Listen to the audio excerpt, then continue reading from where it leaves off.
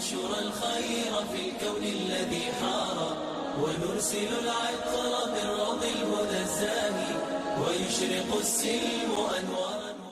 الحمد لله نحمده ونستعينه ونستغفره ونؤمن به ونتوكل عليه ونعوذ بالله من شرور أنفسنا ومن سيئات أعمالنا من يهده الله فلا مضل له ومن يضلله فلا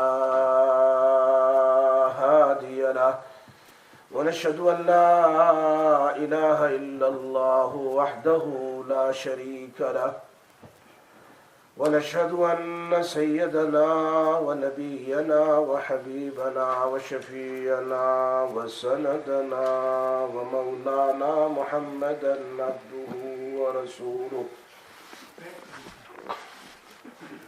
صلى الله تعالى عليه وعلى آله وأصحابه وأزواجه وأهل بيته أجمعين.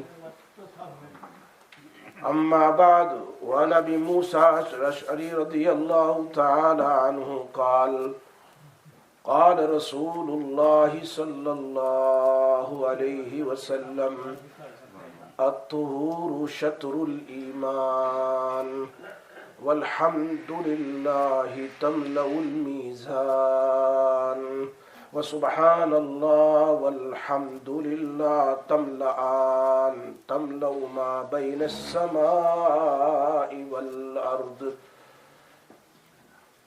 والصلاة نور والصدقة برهان والصبر ضياء والقرآن حجة لك أو عليك كل إنسان يغدو فبائع نفسه فمعتقها أو موبقها أو كما قال رسول الله صلى الله عليه وسلم رواه مسلم. صدق الله العلي العظيم وصدق رسوله النبي الأمي الحبيب الكريم ونحن على ذلك لمن الشاهدين والشاكرين والحمد لله رب العالمين. اللهم صل على محمد وعلى آل محمد كما صليت على إبراهيم وعلى آل إبراهيم إنك حميد مجيد. اللهم بارك على محمد وعلى آل محمد كما باركت على إبراهيم وعلى آل إبراهيم إنك حميد مجيد. میرے محترم دوستو بزرگو، مسلم شریف کی ایک حدیث آپ کے سامنے پڑھی.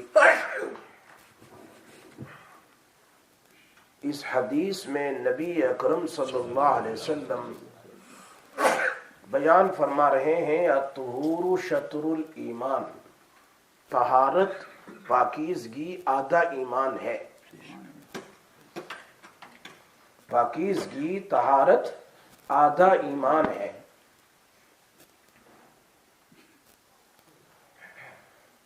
اور ایک بار الحمدللہ کہیں تو قیامت میں نیکیوں سے میزان بھر جائے گا.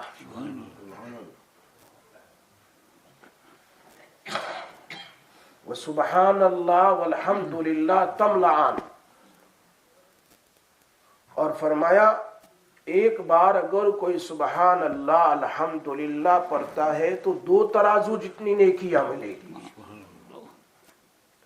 کتنی نیکیاں؟ نبی اکرم صلی اللہ علیہ وسلم مثال سے بیان فرمایا کہ ایک مرتبہ سبحان اللہ پڑھیں تو نیکیاں ما بین السماء والارض، کہ اگر اس کی شکل بنا لی جائے، جیسے میری شکل ہے، اگر نیکیوں کی شکل بنائی جائیں تو ایک بار سبحان اللہ الحمدللہ سے کتنی نیکیاں کہ زمین سے لے کر آسمان کے درمیان میں پوری دنیا میں جتنا خلا ہے اتنا بڑھ جائے. مسلم شریف کی صحیح حدیث. والصلاۃ نور، اور نماز نور ہے. نماز آدمی پڑھے گا تو قیامت کے دن 5 وقت کی نماز پڑھے گا تو قیامت کے دن پل صراط پر اس کے لیے نور بن جائے گا، کوئی رکاوٹ نہیں ہوگی. والصدقۃ برہان، اور چیریٹی اور صدقہ اس کے لیے قیامت کے دن دلیل بن جائے گی. अल्लाह से कहेगी ये चैरिटी। वो सब्र ज़ियाउन, और सब्र जो है वो रोशनी है, वो भी रोशनी। और फिर कहा अल कुरान हुज्जतुल लका व अलैका, कुरान या तो तेरे फेवर में होगा या तेरे मुखालिफ हो जाएगा। कुरान के मुताबिक जिंदगी गुजारी, कुरान पढ़ता रहा, उसके मुताबिक जिंदगी गुजारी, तो वो कुरान तुम्हारे लिए सिफारिश करने वाला हो जाएगा। औ अलैका हुज्जतुन अलैक, या तो तुम्हारे खिलाफ हो जाएगा कि इसने मुझे नहीं पढ़ा या मुझ पर अमल नहीं किया, खिलाफ हो जाएगा और उसकी गवाही कबूल की जाएगी। कुल्लु इंसानिन यग़दू फबायुन नफ्स, हर इंसान सुबह करता है और अपनी जात को बेचता है, खरीदता है, यूं कह दो फबायुन नफ्स फमुअतिकुहा व मुबिकुहा, या तो उसको नेक आमाल के जरिए अपने बदन को जहन्नम से आजाद करता है या तो फिर जहन्नम में दाखिल करता है। ये पूरी हदीस का तर्जुमा मैंने आपके सामने पढ़ा, लेकिन मुझे पूरी हदीस पर बातचीत नहीं करनी है, मुझे सिर्फ तहारत पर बात करनी है। तुहूरु इस हदीस का पहला टुकड़ा है जो मुस्लिम शरीफ में, तुहूरु शत्रुल ईमान, तहारत आधा ईमान है। शत्र का एक माना डिक्शनरी में part of the Iman, branch of the ईमान, ईमान का हिस्सा है, तब तो कोई सवाल पैदा नहीं होता। लेकिन शत्र का दूसरा माना अक्सर मुहद्दिसीन ने कहा हाफ, आधा, निस्फ, कि तहारत ये ईमान का आधा हिस्सा है, शत्रुल ईमान। तो सवाल पैदा होता है कि तहारत में, पाकीज़गी में, प्योरिटी में ऐसी कौन सी चीज है कि वो आधा ईमान बन गई? फिर नमाज कहां जाएगी, रोजा किधर जाएगा, हज किधर जाएगा, उम्रा किधर जाएगा, दूसरी रोशनी किधर जाएगी? अगर यही आधा ईमान हो गया तो मेरा सवाल समझ में आता है। अगर तहारत आधा ईमान है तो फिर दूसरे अमल का क्या होगा, दूसरी इबादतों का क्या? इस हदीस की शरह में इमाम नववी रहमतुल्लाह अलैह, ये मुस्लिम शरीफ की हदीस है, मुस्लिम शरीफ में हदीस के नीचे शरह लिखी है इमाम नववी ने, शरह नववी जो मशहूर है, उसमें इमाम नववी रहमतुल्लाह अलैह इस हदीस की शरह में एक्सप्लेन करते हैं बहुत अच्छी तरह। फरमाया मैंने और आपने तहारत का मतलब सिर्फ वुजू और गुस्ल समझा है, मैंने और आपने और दुनिया वालों ने तहारत का मतलब सिर्फ और सिर्फ वुजू और गुस्ल समझा है। हालांकि तहारत की 4 किस्में हैं, उन सब को मिलाकर आधा ईमान बन जाता है, उन सब को मिलाकर आधा ईमान बनता है। उन 4 में से सबसे पहले ये तहारत जो हम करते हैं, वुजू करते हैं, गुस्ल करते हैं, ये बहुत ही इंपॉर्टेंस है। और ये तहारत मिफ्ताहुस सलात, ये नमाज की कुंजी है। अच्छी तरीके से इंसान गुस्ल करे, वुजू करे, प्रॉपर्ली वुजू करे, गुस्ल करे, तो फिर क्या होगा, उसकी वजह से इंसान की नमाज सही होगी, नमाज में मजा आएगा। इसलिए कुरान करीम में अल्लाह पाक ने फरमाया वइन कुंतुम जुनुबन फत्तहरु, फत्तहरु मुबालगा एम्फसाइज के साथ बयान किया कि अगर तुम जनाबत की हालत में हो या औरत हैज से और निफास से फारिग हो जाए तो बराबर गुस्ल करो, अच्छी तरह गुस्ल करो, नाक में और मुंह में बराबर पानी डालकर गरगरा करो, गागल द माउथ प्रॉपर्ली, नाक को बराबर साफ करो, और पूरे बदन में एक बाल के बराबर भी जगह बाकी न रहे। इसीलिए कुरान करीम में वरब्बका फकब्बिर वसियाबका फतहिर,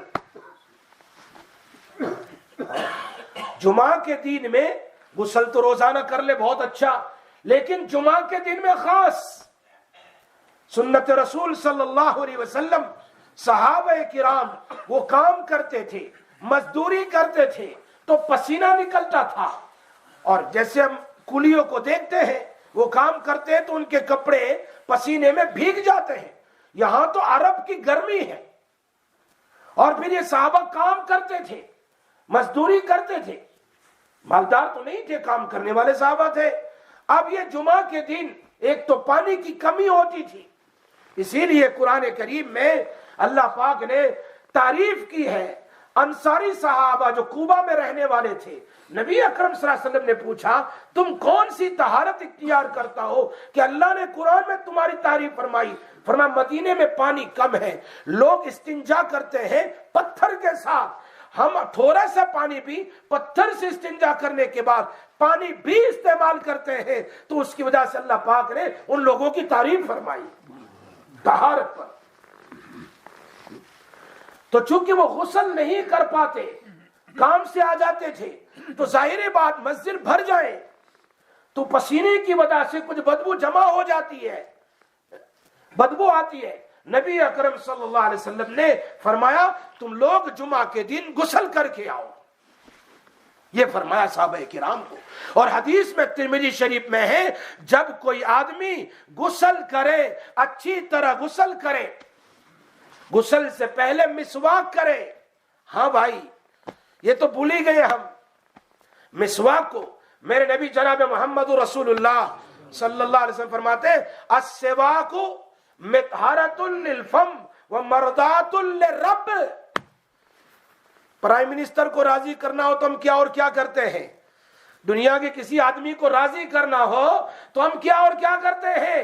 نبی اکرم صلی اللہ علیہ وسلم فرمایا ساری دنیا کا مالک اللہ کو راضی کرنا ہو تو اس اللہ نے بیان فرمایا السواک مطہرۃ للفم، مسواک سے تمہارا منہ کلین ہو جائے گا، ومرضات للرب، تمہارا رب بھی راضی ہو جائے گا، اللہ راضی ہو جاتا ہے۔ مسواک میں کروں، صفائی میری ہو اور اللہ راضی ہوتا ہے۔ ہاں اسی لیے ایک آدمی مسواک کرے، ایک آدمی مسواک کر کے نماز پڑھے تو اس کی نماز جماعت کے ساتھ پڑھے تو 70 درجہ بڑھ جاتی ہے۔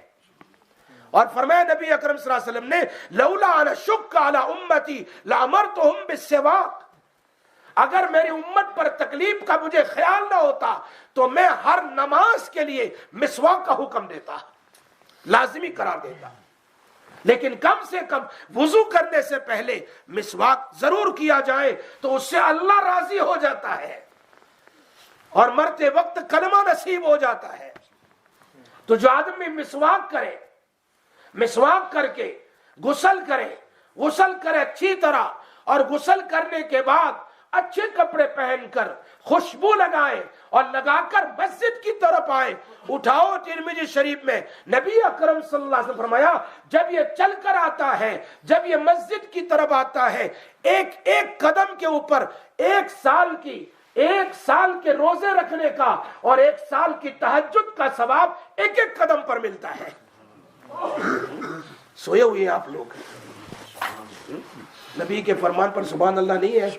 کتنا بڑا ثواب ہے، ایک ایک قدم پر 1 سال کا روزہ، نفل روزہ اور 1 سال کی تہجد کی ثواب۔ یہ ترمذی شریف میں کتاب الوضو میں اس حدیث کو نقل فرمایا امام ترمذی رحمۃ اللہ علیہ نے جمعہ کے فضائل میں۔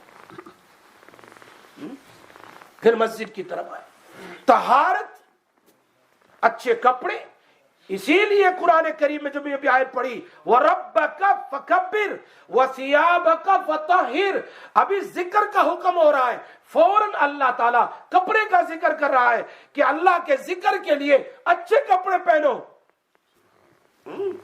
اس لیے کہ کپڑا بھی ہوتا ہے سفید کپڑا، وہ اللہ کی تسبیح پڑھتا ہے جب تک وہ میلا کچیلا نہیں ہوتا۔ آپ خود دیکھیں گے، آپ جمعہ میں غسل کریں اور غسل کرنے کے بعد ڈولے اچھے صاف کپڑے پہن کر مسجد میں خوشبو لگا کر آتے تو آپ کے قرآن پڑھنے میں، سنت پڑھنے میں، فرض میں دل لگتا ہے کیوں؟ نبی اکرم صلی اللہ علیہ وسلم نے فرمایا کہ اچھے کپڑے پہن کر آؤ. یہاں مفسرین تفسیر بیان کرتے ہیں کہ ذکر کے بعد اچھے کپڑے کا ذکر اس لیے کیا تاکہ تمہاری عبادت میں دل لگے, اچھی طرح تم عبادت کر سکو. وَثِيَابَكَ فَطَهِّرْ. اسی لیے آدھا ایمان کہا طہارت کی پہلی قسم کہ اپنے اور وضو کرنے کے بعد اچھی طرح وضو کر لے. حدیث میں آتا ہے ترمذی شریف میں, جب آدمی وضو کرتا ہے تو اس کے سارے گناہ کیا ہو جاتے ہیں؟ معاف ہو جاتے ہیں, دھل جاتے ہیں.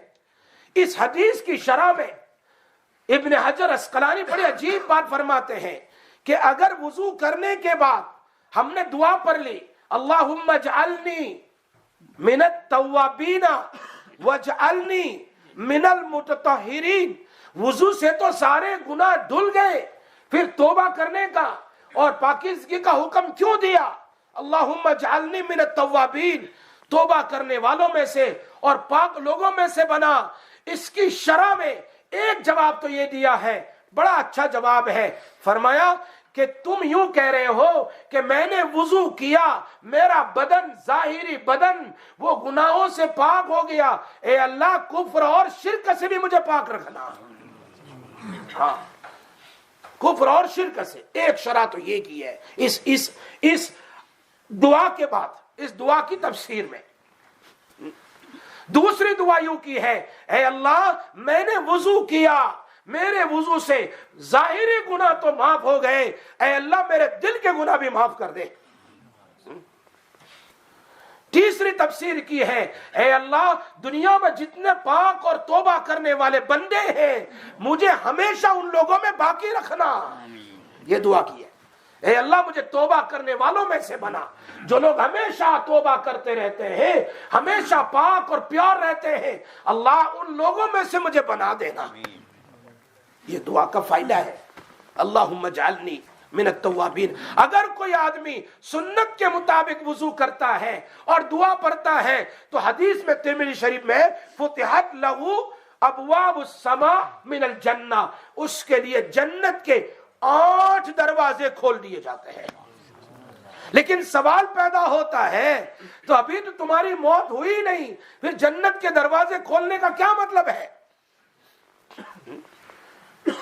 جنت میں تو تب جائے گا جب آدمی جائے, مرے گا تب نا. ابھی تو آپ نے وضو کیا, زندہ ہے, اور ابھی جنت کے دروازے کھول دیے گئے.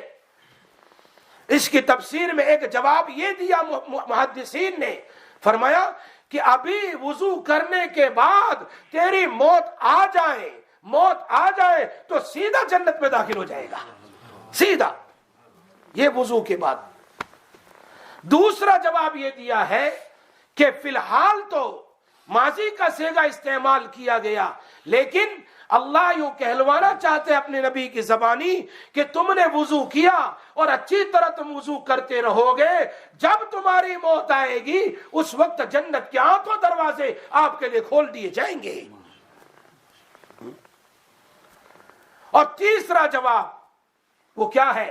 فرمایا ابھی فی الحال تو آپ زندہ ہیں, لیکن اللہ وضو کرنے والے کا ذکر, وضو کرنے والے کا نام لیتا ہے فرشتوں کے سامنے اور اللہ راضی ہو جاتا ہے. گویا وضو کرنے کے بعد آدمی دعا پڑھ لیتا ہے, سنت کے مطابق وضو کر لے تو اللہ اس سے راضی ہو جاتا ہے. تو یہاں جنت کے دروازے سے مراد اللہ کا راضی ہونا ہے. جب اللہ راضی ہوگا تو ہی جنت کے دروازے کھلیں گے, ورنہ کھلنے والے نہیں ہیں. خیر, بات میں آگے نکل گیا. الطہور شطر الایمان, اسی لیے حکم دیا گیا لہسن, انین, پیاز جو ہوتا ہے, اسی طرح گارلک ہے, ایسی کچی چیزیں کھا کر میرے نبی کا فرمان ہے تم مسجد میں نہ آؤ. کیوں؟ طہارت کا حکم دیا. منہ تمہارا صاف ہونا چاہیے, تم اللہ کے سامنے آ رہے ہو, اللہ سے ابھی بات کرو گے, قرآن پڑھو گے, اس کے سامنے کھڑے ہوں گے اور پھر منہ سے بدبو فقہا نے اسی مسئلے اور اسی حدیث کے تحت میں داخل کیا وہ آدمی جو بیڑی پیتا ہے، سگریٹ پیتا ہے، تمباکو کھا کر بغیر منہ دھوئے مسجد میں آ جاتا ہے، جس کی وجہ سے فرشتوں کو تو تکلیف ہوتی ہے، آس پڑوس والوں کو بھی اس کی بدبو سے تکلیف ہوتی ہے۔ اس لیے وضو سے پہلے مسواک کیا جائے۔ اسی لیے فقہا نے کہا تمہیں اگر کوئی ایسی بیماری ہو کہ جس بیماری سے مسجد میں آنے والے مصلیوں کو تکلیف ہوتی ہو تو ایسی صورت میں تو گھر پر نماز پڑھ لے، تجھے جماعت کا ثواب دے دیا جائے گا، لیکن کسی کو تکلیف نہ دی جائے۔ یہ سارے مسائل اس حدیث کے تحت طہارت میں بیان فرمائے ہیں۔ طہارت کتنی امپورٹنٹ چیز ہے، تو امام نووی رحمت اللہ علیہ فرماتے ہیں کہ میں نے اور آپ نے یوں سمجھا کہ صرف وضو اور غسل ہی طہارت ہے، اس لیے فرماتے ہیں یہ مطلب نہیں، اس کی 4 قسمیں ہیں۔ پہلی قسم تو یہ ہو گئی اچھی طرح وضو کرو، اچھی طرح غسل کرو، اچھی طرح مسواک کرو، منہ کی صفائی رکھو، اچھے کپڑے پہن کر اللہ کے دربار میں آؤ، اللہ کے گھر میں آؤ، اللہ کے سامنے کھڑے ہو جاؤ۔ ادب کا تقاضا یہی ہے۔ اور نمبر 2 جو ہے دوسری قسم، فرمایا تمہارے ظاہری بدن سے کسی قسم کا گناہ نہ ہو، کسی کو تکلیف نہ ہو۔ حدیث میں آتا ہے تمہاں المسلم من سلم المسلمون من لسانہ ویدہ، کامل مومن وہ ہے، کامل مومن وہ ہے، اچھا مسلمان وہ ہے جس کی زبان سے اور جس کے ہاتھ سے تکلیف نہ ہو۔ زبان سے کسی کی غیبت، زبان سے کسی کا الزام، کسی کی برائی، اور ہاتھ سے کسی کو مارنا یا اپنے ہاتھ سے کوئی چیز کسی کے خلاف لکھنا، کسی کے خلاف لکھنا جس سے سامنے والے مسلمان کو تکلیف ہو، ان تمام سے جو آدمی بچے وہ کامل مسلمان ہے۔ اور یاد رکھو قیامت کے دن ترازو جب ترازو بڑھے گا تو اس میں سب سے بڑی 3 چیزیں ہیں، اس کے مطابق زندگی گزارو۔ نمبر 1 ایمان برابر ہونا چاہیے، کامل مومن ہوگا تو اس کے ترازو ہیوی ہو جائے گا۔ قیامت کے دن نیکیاں گنی نہیں جائے گی، وہ اس نے 1000 کی، اس نے ملین کی، اس نے نہیں نہیں نہیں نہیں نہیں۔ قیامت میں نیکیاں the good deeds Allah is not going to count۔ ہم تو پیسے گنتے ہیں نا، وہ نیکیاں گنی نہیں جائے گی، نیکیوں کا وزن دیکھا جائے گا کہ تیری نیکیوں میں کتنا ہیوی وزن ہے۔ ہاں یاد رکھو یہ بات۔ اسی لیے قرآن کریم میں فرمایا وَنَضَعُ الْمَوَازِينَ الْقِسْطَ لِيَوْمِ الْقِيَامَةِ، قیامت کے دن ہم تمہارے اعمال کا وزن کریں گے۔ اور ایک جگہ فرمایا الذی خلق الموت والحیات لیبلوکم ایکم احسن عملا، ہم تمہارا امتحان لیں گے دنیا میں بھیج کر کہ اچھا عمل کون کرتا ہے۔ زیادہ کی بات نہیں کہی کہ زیادہ کون کرتا ہے، تھوڑا عمل ہو لیکن بھاری ہو، وہ قیامت کے دن ترازو میں بھاری ہوگا۔ اس میں ایک ایمان ہے، نمبر 2 پر اخلاص ہے، اخلاص، اور نمبر 3 پر اتباع سنت ہے۔ میرا ہر کام، اگر میں امیر ہوں تو میری زندگی نبی کے مطابق کیسی گزرے، اگر میں غریب ہوں تو کیسے، میری شادی ہوئی، میں شوہر ہوں تو کیسے ہو، میں بیوی ہوں تو کیسے، میں فادر ہوں تو کیسے، میں دادا بنا تو کیسے، میں مسجد میں گیا تو کیسے۔ ساری زندگی نبی اکرم صلی اللہ علیہ وسلم کی ہماری زندگی میں لانے کی کوشش کرے، جتنا ہو سکے اتنی کوشش کرے تو پھر انسان کامیاب ہو جائے گا۔ ہاں ایک ایک سنت کا ہیوی وزن ہوگا، بہت ہیوی۔ سنت اگر اخلاص کے ساتھ ہوگی بہت ہیوی ہو جائے گی۔ میں نے پہلے بھی ایک بات سنائی تھی، شاہ عبد الرحیم صاحب رائے پوری رحمت اللہ علیہ، وہ تشریف لے گئے پنجاب میں سرہند میں، جہاں پر مجدد الفسانی رحمت اللہ علیہ کی قبر ہے، اور وہاں اپنے مریدین سے کہا با ادب با نصیب، بے ادب بے نصیب۔ جو آدمی ادب کرتا ہے وہ نصیبے والا ہے، جو ہر وقت بے ادبی کرتا ہے اللہ اس کی زندگیوں سے نیک اعمال اٹھا لیتے ہیں، محروم ہو جاتا ہے۔ اس کے بعد حضرت نے بیان فرمایا یہ مجدد البیسانی رحمت اللہ علیہ کے پاس ایک مرتبہ سلسلہ نقش بندیہ کے ایک بزرگ تشریف لائے اور آنے کے بعد کہا میرے دل پر قبض ہو گیا ہے، یعنی مجھے نماز میں مزہ نہیں آتا، قرآن تلاوت میں لذت نہیں ہوتی، عبادت میں مزہ نہیں آتا، ایسا ہوتا ہے کب میں مسجد سے بھاگوں، کب قرآن بند کر دوں، کب نماز ختم ہو جائے، یعنی میرا دل نہیں لگتا ہے، اس کی وجہ کیا ہے؟ تو اس وقت وہ اس بزرگ نے یوں کہا، کس کو؟ مجدد البیسانی رحمت اللہ علیہ کو۔ عجیب بات، فرمایا آپ کے شیخ تھے، ان کے پاس میں ایک مرتبہ گیا تھا، انہوں نے مجھ پر توجہ کی، اللہ نے میرے دل کو کھول دیا تھا، آپ کے پاس آیا ہوں۔ میرے شیخ، تمہارے شیخ کا تو انتقال ہو گیا، باقی باللہ رحمت اللہ علیہ کا، آپ ان کے خلیفہ ہو، انہوں نے آپ پر توجہ کی، آپ مجھے کچھ بتلائیے۔ تو حضرت نے کہا میرے پاس تو کچھ بھی نہیں ہے۔ مجدد البیسانی کیا کہہ رہے ہیں؟ I don't have nothing, only اتباع سنت۔ کیا کہا؟ صرف سنت کی اتباع ہے۔ یہ بولنا تھا، سنت کا نام بولنا تھا کہ وہ آدمی جھومنے لگا، وہ بزرگ جھومنے لگے، اور اس کے جھومنے کی وجہ سے وہ پورا سرہند 16 کلومیٹر کا ہے، وہ درخت کے پتے کی طرح دونوں دیوار بھی ہلنے لگی۔ تو مجدد البیسانی رحمت اللہ علیہ نے اس بزرگ سے کہا کہ تیری کرامت سے یہ سب کچھ ہلنے لگا، اگر میں ایک دعا کر دوں اللہ تیرے حکم سے سرہند کے مردوں کو زندہ کر دے تو اللہ میری دعا پر مردوں کو زندہ کر دے گا، لیکن یاد رکھ میری اور تیری کرامت ایک طرف، یہاں یہ مسواک ہے، جس مسواک کو انہوں نے زمین پر ایسے مارا اور ہلنا، در و دیوار کا ہلنا بند ہو گیا۔ فرمایا تیری کرامت اور میری کرامت ایک طرف، اور نبی کی ایک سنت مسواک ہے، اتنی بڑی ہے کہ دنیا کا کوئی آدمی ایک سنت کا مقابلہ نہیں کر سکتا ہے۔ خدا پاک کی قسم، میرے نبی کی ایک ایک سنت اگر عمل کرو گے، جی عند فساد امتی فلہو اجر 100 شہید، 100 شہید کا ثواب ہے۔ ایک ایک سنت پر میں بیٹھ کر پانی پی لوں سنت کے مطابق، سونے سے پہلے دعا پڑھ لوں، سونے کے بعد دعا پڑھ لوں، سنت کے مطابق سوؤں، سنت کے مطابق کپڑے پہنوں، سنت کے مطابق جوتے پہنوں۔ کتنی سنتیں ہیں، کتنا آدمی نیکیاں کما سکتا ہے جس کی کوئی حد نہیں ہے۔ تو ایک بات تو یہ ہے، ایک تو غسل اور وضو ہے، ایک طہارت، دوسری یہ ہے اپنے پورے بدن کو گناہوں سے بچائے، یہ دوسری ہے، اور تیسری وہ کیا ہے؟